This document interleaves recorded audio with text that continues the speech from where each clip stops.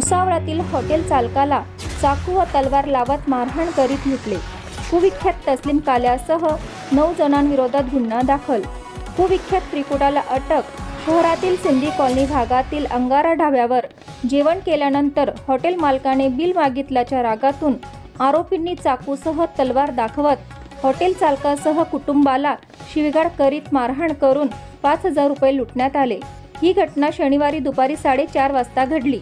या प्रकरणी कुविख्यात तस्लीम काल्यासह 9 आरोपींविरोधात दरोड्यासह विविध कलमान्वये गुन्हा दाखल करण्यात आला। 3 आरोपींना अटक करण्यात आली आहे। रोशन होलाराम सचदेव वय वर्ष 40 राहणार सिंधी कॉलनी भुसावळ यांचे सिंधी कॉलनी जवळ अंगारा नावाचा ढाबा आहे।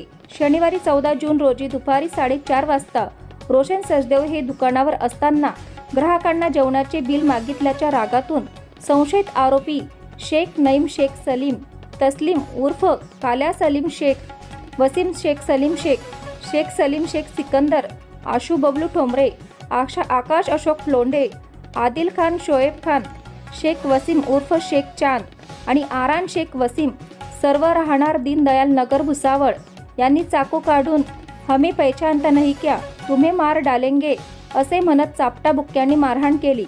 आरोपी शेख नईमने पोटाला चाकू लावत शर्टाच्या खिशातून 5,000 रुपये काढून घेतले व त्यानंतर आरोपींनी तक्रारदाराची पत्नी सोनी आणि मुलगा आदित्य यांना देखील शिवीगाळ करून मारहाण केली।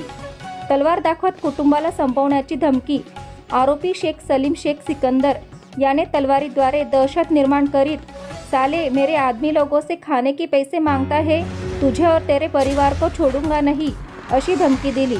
रोशन सचदेव यांनी भुसावळ बाजारपेठ पोलिसात धाव घेत आब्रुती सांगितल्यानंतर रविवारी 9 संशयितांविरोधात गुन्हा दाखल करण्यात आले। यातील 3 आरोपींना अटक करण्यात आली।